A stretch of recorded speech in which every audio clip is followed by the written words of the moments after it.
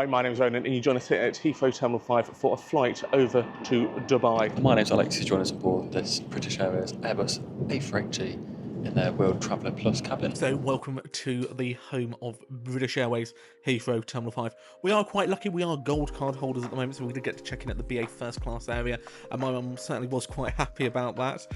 Security was a breeze as always. It's a private plane for the first class wing.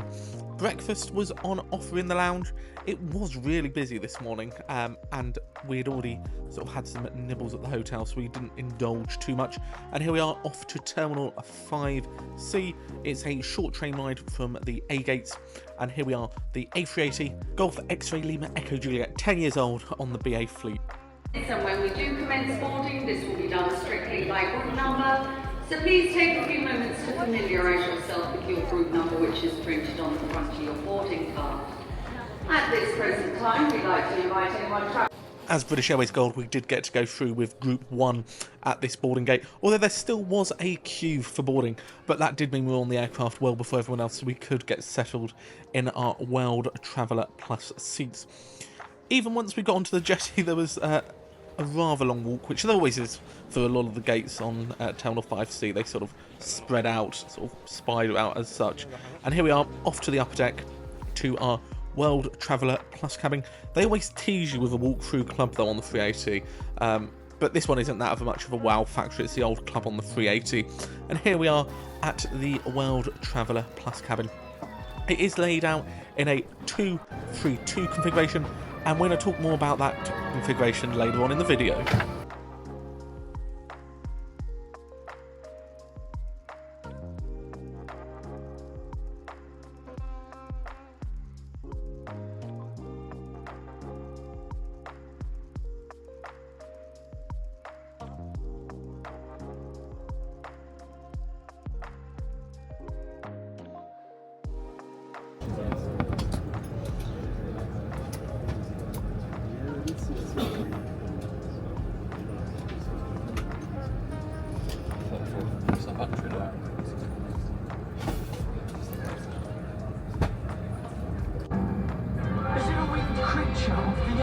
What perchance a celestial contrivance navigating the skies? No, ma'am.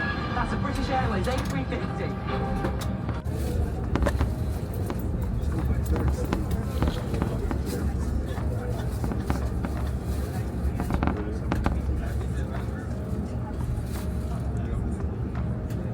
So we're sat in seat 67, K and J.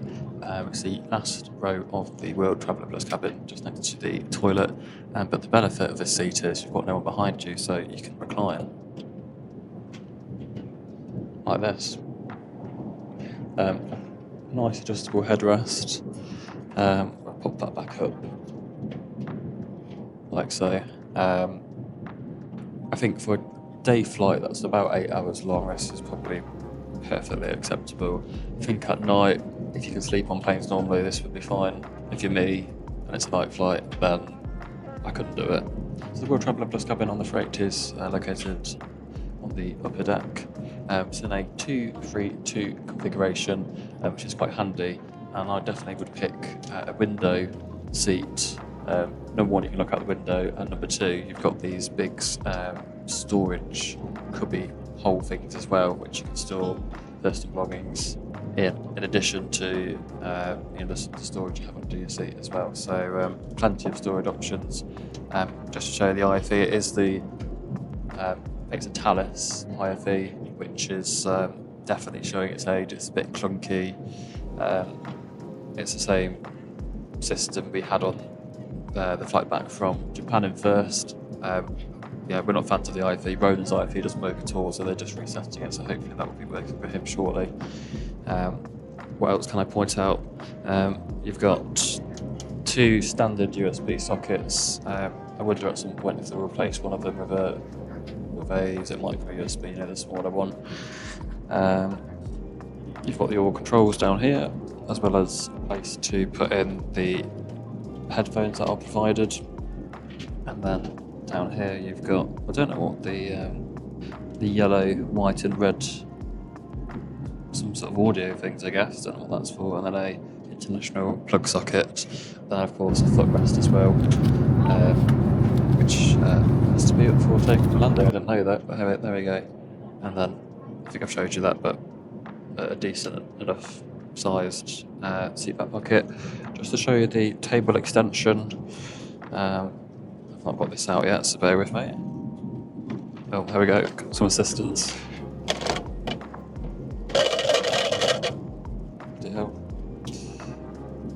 And that I think is sturdy enough. It's probably more sturdy as a half tray table. But yeah, it's a bit wobbly on that side, but it's probably adequate for today's flight. Looks clean as well, which is good. Yeah, so we got a miniature kit on board, which includes the headphones, basic, very lightweight headphones. Won't be using them. They then do give you an amenity kit, which is in there. We'll have a little bit of a close look at that shortly. You get a pillow, which is, well, I'm not really sure what you do with that. And then there's a blanket here, which is sort of like a topper blanket, so not really a duvet. Yeah, I think it's perfectly adequate for a premium economy ticket. And we'll tell you at the end how much this flight cost us. So yeah, so far it's going okay. What is in that light amenity kit? Here we are. It's quite a nice little design. Nothing wow, but it's certainly adequate for a world traveller or premium economy cabin, as many airlines call it. The socks, I don't think I would be wearing those. You could wrap it around your head like a bandana. The eye mask again was a little bit rough, but if you'd forgotten yours, it's certainly adequate. And a pen is really useful if the country still did immigration forms. There's not many that do that anymore, but it is still there, which makes it useful. And you do have a toothbrush and toothpaste and some lip balm. I always pack my own toothbrush, I always pack my own moisturiser, but it's just a nice little set if you forgot anything. Service, where did we begin? Well, it was slightly a little bit of a shambles. It seemed to take forever to do any part of the service. They'd run out of certain meals. This little cocktail was quite nice. We had a non-alcoholic cocktail, got a little vodka to put in it, and also some white wine. White wine was a little bit sharp for me. I wouldn't be having that again. But here we are. I had the beef cheeks originally, but they'd run out of that with my mum, so I swapped over for the ravioli. Greasy, not great, but what can you expect from plain food? I wouldn't be ordering it again. I'd probably just take my own food. So before we knew it, the sun had set and the lights were being turned up somewhere over Iraq for the second service on this flight. It was just a little sort of pastry item, wasn't great again, and they offered some tea and coffee. What did I think of this World Traveller Plus experience? Well, we paid £650 per person, which I think is exceptional value return from Dubai in premium economy. I would book it again for that price, and especially with our benefits of being a gold card holder, you can't go wrong. We circled a few times on the way into Dubai, but before we knew it, we were on the ground in Dubai.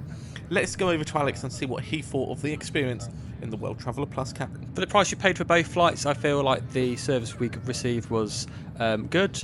Although, as Rona mentioned, on this flight in particular, it kind of did feel a bit like a circus at some times. Some of the staff did appear a little bit stressed and kind of didn't really know what's happening, or were just kind of panicking about silly things, like as in not running out of meals and stuff like that. So that could have been improved, as it didn't really come across very well.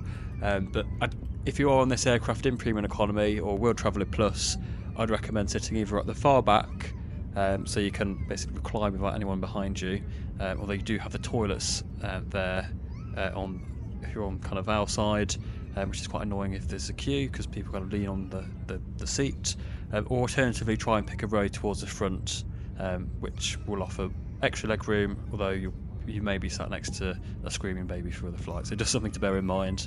But overall, we thought the flight was good value, as I said, and if you did enjoy this video, please do leave a comment, give us a like, and make sure you are subscribed. See you on the next one.